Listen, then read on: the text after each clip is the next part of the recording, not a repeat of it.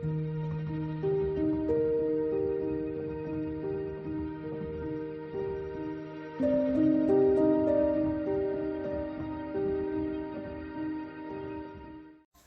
Guys, പുതിയ വ്ലോഗിലേക്ക് എല്ലാവർക്കും സ്വാഗതം.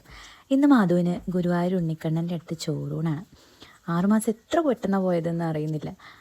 ചോറൂണാണെന്ന് പറഞ്ഞാൽ അടുത്ത ചോദ്യം എവിടെയാ, ഗുരുവായൂരാണോ എന്നായിരിക്കും എല്ലാവരും ചോദിക്കുന്നുണ്ടാവുക അല്ലേ?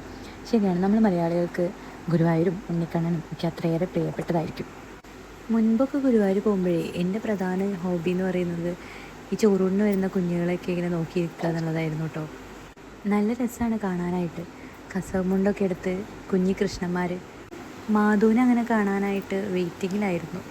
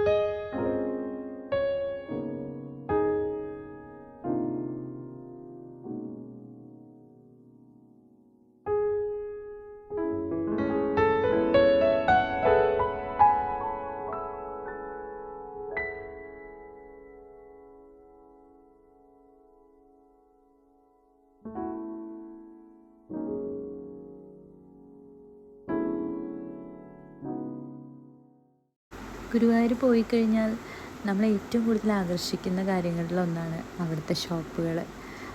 ഗുരുവായൂർ പോയി കഴിഞ്ഞാൽ ഏതെങ്കിലും ഒരു ഷോപ്പിൽ കയറിയിട്ട് എന്തെങ്കിലുമൊക്കെ വാങ്ങാത്തവരായിട്ട് ആരും ഉണ്ടാവില്ല. മാധു എല്ലാം കണ്ടിങ്ങനെ അന്തം വിട്ട് നോക്കി നിൽക്കുകയാണ്. അവൾക്ക് ആദ്യമായിട്ടാണ് ഇങ്ങനെ ദൂരയാത്ര, അതുപോലെ ഇങ്ങനെ ഇത്രയും തിരക്ക് പിടിച്ച സ്ഥലങ്ങൾ. അപ്പോൾ അതിൻ്റേതായിട്ടുള്ള ബുദ്ധിമുട്ടുകളും വാശിയും കുറുമ്പൊക്കെ ഉണ്ടായിരുന്നു.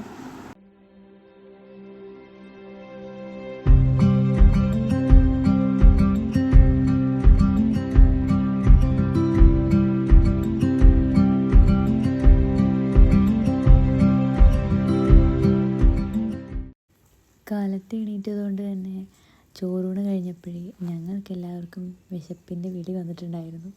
അതുകൊണ്ട് നേരെ ഭക്ഷണം കഴിക്കാനായിട്ട് കയറി.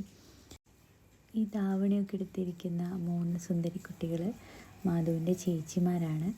മാധുവിനെ കിട്ടിക്കഴിഞ്ഞാൽ പിന്നെ 3 പേർക്കും വേറെ ആരെ വേണ്ട. ഞങ്ങളെല്ലാവരും ഒരുമിച്ചുള്ള ആദ്യത്തെ ഗുരുവായൂർ വിസിറ്റാണ് കേട്ടോ ഇത്. ഈ ഒരു സന്തോഷവേളയിൽ ഞങ്ങൾ ഒരാളെ മാത്രം മിസ് ചെയ്തിട്ടുണ്ട്. ചേച്ചിയുടെ ഹസ്ബൻഡ് കുട്ടേട്ടൻ നാട്ടിലില്ലാത്തതുകൊണ്ട് ചോറൂണിന് വരാൻ പറ്റിയില്ല. അതുകൊണ്ട് തന്നെ ഏറ്റവും അധികം സന്തോഷമുള്ളൊരു ദിവസമായിരുന്നു. പക്ഷേ ഞങ്ങൾ കുട്ടേട്ടനെ മിസ് ചെയ്തു.